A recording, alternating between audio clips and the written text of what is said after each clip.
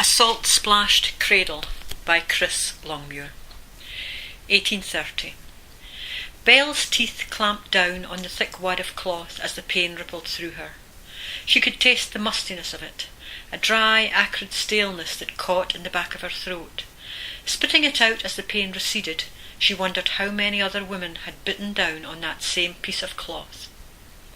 The sun, struggling to pierce the green glass of the small window, giving an unearthly greenish glow to everything within, suddenly burst through the opening door with an unwelcome warmth, which merged with the sweat on Belle's body. She turned her head, and narrowing her eyes against the glare, looked at the woman stooping to enter the small room. Their eyes met momentarily, and Belle knew that Annie was only there because it was her duty to be present at the birth of her first grandchild. Belle turned her face to the wall, but no matter how much she tried, she could not find a comfortable position on the straw-filled mattress. Her dark curls tangled damply round her neck, and she did not feel pretty, but no longer had the strength to care. The pain started again. At first it had only been twinges, but now the pain deepened and came in waves, closer and closer together. Tears coursed down Belle's cheeks as she twisted her head from side to side, sobbing and moaning. "Damn, damn, damn," she muttered. "Damn you, Jimmy Watt." Clamping her teeth firmly on the rag, she thought angrily, "If it hadn't been for you, I wouldn't be lying here now, with only your sour-faced mother and some damned witch of a midwife for company."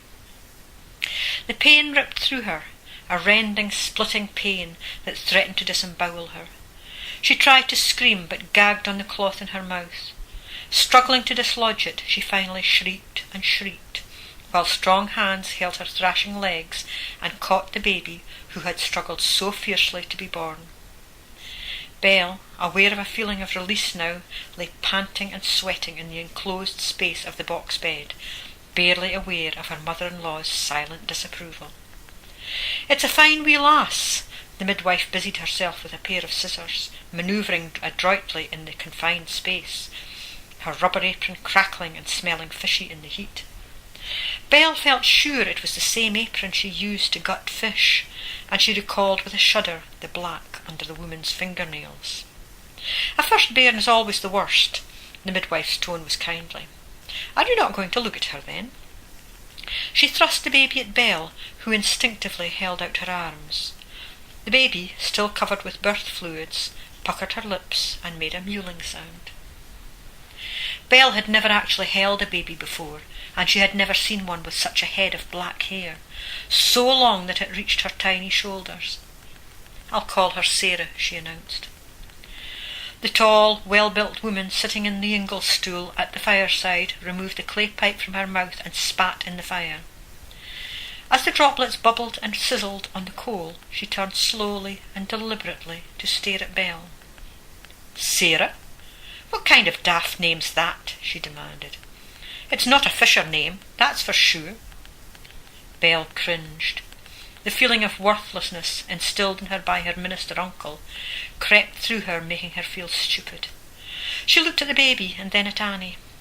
Meeting the contempt in Annie's eyes, she stiffened with defiance and said, "She's my baby and I'll call her what I like."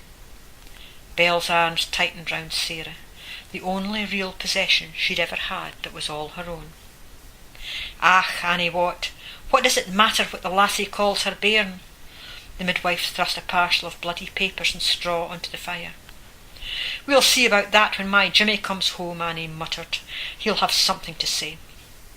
"He's not your Jimmy any more, he's mine," Belle muttered, scowling at her mother-in-law. "Humph," Annie snorted as she turned back to the fire.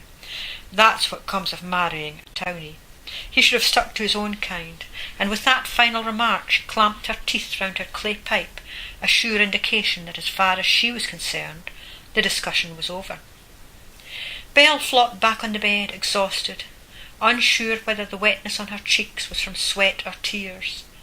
Jimmy should have been here with her, but he'd gone out with his father's boat, chasing the herring shoals. The fish were more important to him than something so commonplace as the birth of a child.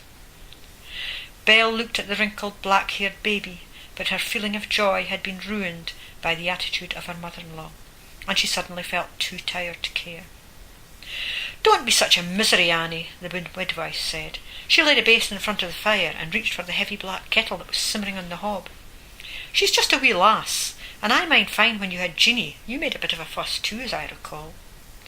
"I don't recall that at all." Annie's voice was dangerously quiet. "And I don't see how you can remember. That was all of 7 years ago." Turning her face to the wall and grasping the baby close to her body, Belle covered her head with the rough grey blanket. She could not bear listening to the two older women, because she knew that neither accepted her as one of their own. To them she would always be an outsider, the incomer that was not welcome in the fishing community of Craigden. She wished again that her Jimmy was with her to shield her from their contempt. Belle never noticed the blanket being pulled back, nor was she aware of Sarah being lifted from her arms as she descended into a restless sleep.